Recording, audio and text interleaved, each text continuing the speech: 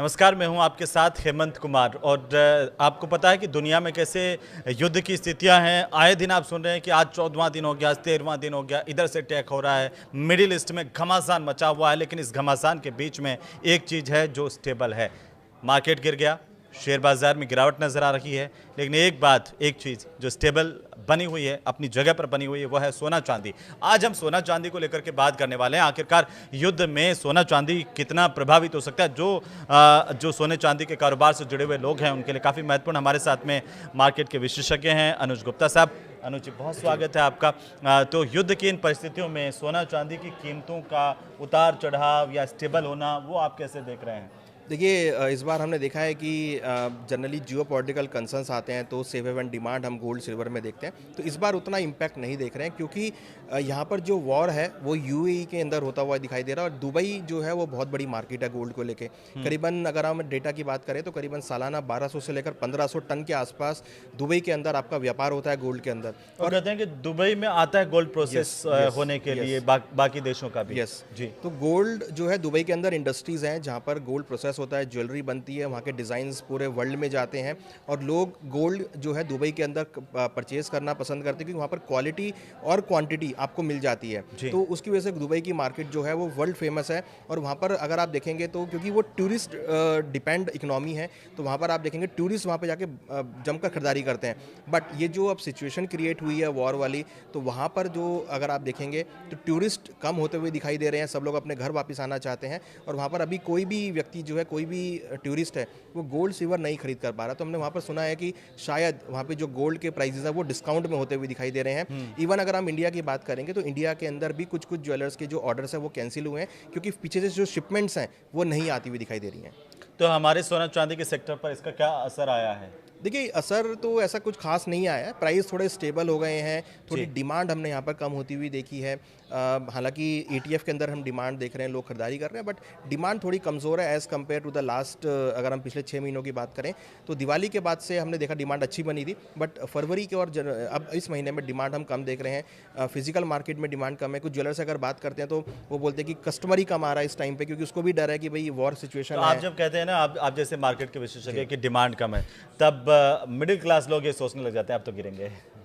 तो क्या गिरेंगे वाकई? देखिए, दाम जो है, भाव अब गिरावट तो हुई है। अगर आप 29 जनवरी की बात करेंगे तो 29 जनवरी में करीबन 4,20,000 का चांदी ने हाई बनाया था, 1,80,000 गोल्ड ने हाई बनाया था। तो वहाँ से अगर आप देखेंगे तो 2,60,000 के आसपास चांदी आ गई है, 1,60,000 के आसपास गोल्ड आ गया। तो भाव तो गिरे हैं। तो ये जो भाव गिरे हैं ये अपॉर्चुनिटी है। जिन्होंने नहीं खरीदारी करी है वो कुछ स्मॉल क्वांटिटी लेकर खरीद सकते हैं क्योंकि long term trend gold silver का हमें लगता है पॉजिटिव, क्योंकि देखिए वॉर तो खत्म हो जाएगी, फिर दोबारा से आपको डिमांड जो है वहाँ पर देखने को मिलेगी। तो लॉन्ग टर्म में अच्छा खासा रिटर्न आपको देखने को मिलेगा, बट शॉर्ट टर्म में अभी क्योंकि डिमांड थोड़ी कम हुई है इस बार, उसका असर भावों पे दिख रहा है। तो डॉलर की जो मजबूती और साथ ही साथ इन्फ्लेशन फियर, इनका असर भी हमारे मार्केट पर है हिंदुस्तान के? देखिए, बिल्कुल डॉलर की जो तेजी आई है उसकी वजह से रुपये यहाँ पर वीक होता हुआ नजर आया है, जिसकी वजह से उसका इम्पैक्ट हम इंडियन मार्केट पे देख रहे हैं। प्लस कहीं ना कहीं जो इन्फ्लेशन है वो यहाँ पर थोड़ा सा कंसर्न है।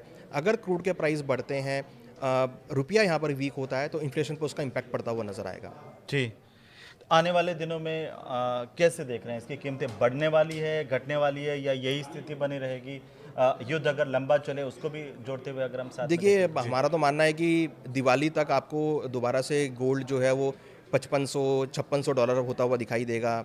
सिल्वर भी आपको हो सकता है कि $100 तक जाती हुई दिखाई दे दिवाली अगर हम 2026 तक बात करें। तो लॉन्ग टर्म ट्रेंड पॉजिटिव है। शॉर्ट टर्म में हो सकता है कि थोड़ा आपको रेंज बाउंड मोमेंटम देखने को मिले, थोड़े बहुत डिप्स आते हुए देखने को मिले। और देखिए, यहाँ पर गोल्ड सिल्वर में आप ये मत मान के चलिए कि आपने आज लिया कल आपको मुनाफा मिलेगा। आप एक प्रोसेस बना के चलिए, जो भी डिप आते हैं आप उसमें कुछ कुछ क्वांटिटी ऐड करते चलिए। अपने पोर्टफोलियो का 10 से 15% आप अपने पोर्टफोलियो का गोल्ड सिल्वर में रखें। जो गिरावट आ रही है वहाँ पे आप कुछ कुछ क्वांटिटी ऐड करते चलेंगे तो लॉन्ग टर्म में आप देखेंगे कि जब आप SIP लेंगे या ETF के थ्रू देखेंगे, जब आप 4 या 5 साल के बाद देखेंगे तो आपको बहुत अच्छे रिटर्न्स यहाँ पर देखने को मिलेंगे।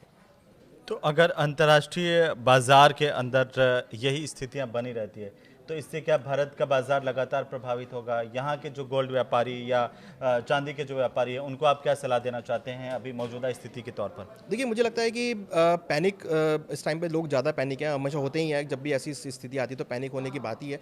बट हाँ, थोड़ा सा स्टेबल यहाँ पे रहना चाहिए। इन्वेस्टमेंट करना है, थोड़ा वेट एंड वॉच करें। लेवल्स मिलते हैं तो इन्वेस्टमेंट करें। एग्रेसिव इन्वेस्टमेंट ना करें, क्योंकि हो सकता है कि ये जो वॉर चल रहा है इसका इम्पैक्ट आपको भारत पे भी आता हुआ दिखाई दे। बट हाँ, लॉन्ग टर्म अगर आप विजन लेके चलेंगे, शॉर्ट टर्म में आप थोड़ा सा वेट एंड वॉच करें। अगर आप लॉन्ग टर्म विजन लेके चल रहे हैं तो डेफिनेटली आप पैसा लगा सकते हैं मार्केट में। आगे के हिसाब से आप, और जो नए निवेशक हैं उनको क्या करना चाहिए? जैसे कई बार हम इसके विकल्प के तौर पर भी देख रहे थे कि भाई सोना चांदी हमारी इज्जत से अगर ऊपर जा रहा है तो दूसरी तरफ भी शिफ्ट हो रहे थे लोग। क्या कोई विकल्प है सोना चांदी का?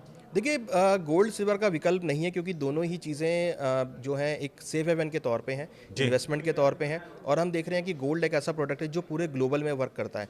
तो यहाँ पर मुझे लगता है कि जो नए निवेशक हैं उनके पास ऑप्शन है, वो ETF के through, gold ETF, silver ETF के थ्रू अपना पोर्टफोलियो स्टार्ट कर सकते हैं। या उनको अगर लेना है तो वो MCX के थ्रू, या जो डेरिवेटिव कॉन्ट्रैक्ट्स हैं, अगर उनको नॉलेज है डेरिवेटिव की तो वो डेरिवेटिव के थ्रू आ सकते हैं। But gold ETF, silver ETF या फिजिकल फॉर्म में स्मॉल क्वांटिटी करके अपने पोर्टफोलियो में ऐड कर सकते हैं। तो आप क्या कहना चाहते हैं कि सलाह के तौर पर आप कह रहे हैं कि फिजिकल गोल्ड और सिल्वर हम जो है ऐसे निवेशक ज़्यादा महत्व दे सकते हैं?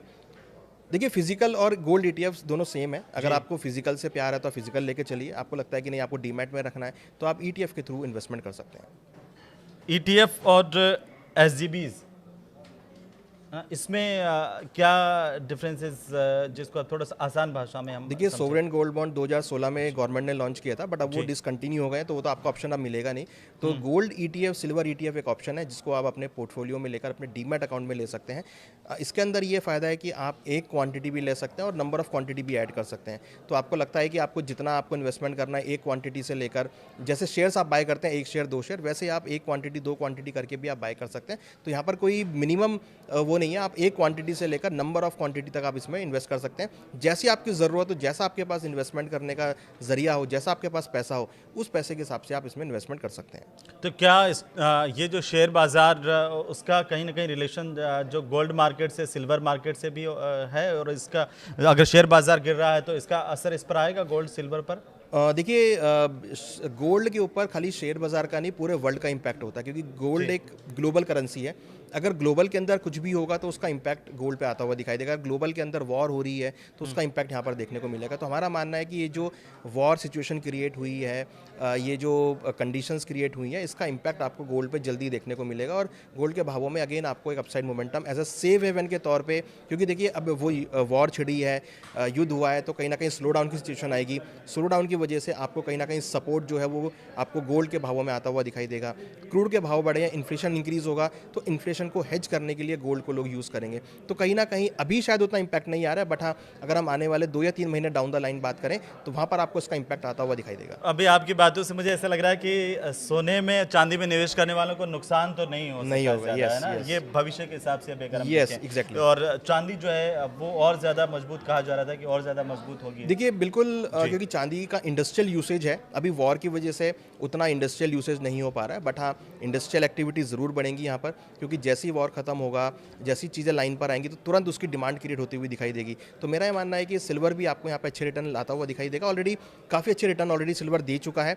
थोड़ा यहाँ पर अभी पॉज हुआ है, थोड़ा स्टेबल हुआ है, बट हाँ, मुझे लगता है कि आने वाले दिनों में सिल्वर भी आपको बहुत अच्छे रिटर्न लाता हुआ दिखाई देगा। तो उम्मीद है कि जो गोल्ड और सिल्वर में निवेशक हैं उनको काफ़ी जो है जानकारी हासिल हुई होगी। फिर भी आपके अगर कोई सवाल हैं तो हमें आप कमेंट में ज़रूर से लिख सकते हैं, ताकि हम अगली बार जब भी सोने चांदी पर बात करेंगे तो आप लोगों के सवाल भी लेंगे। फिलहाल बहुत शुक्रिया अनुज गुप्ता साहब हमारे साथ जुड़ने के लिए और तमाम जानकारी देने के लिए। नमस्कार।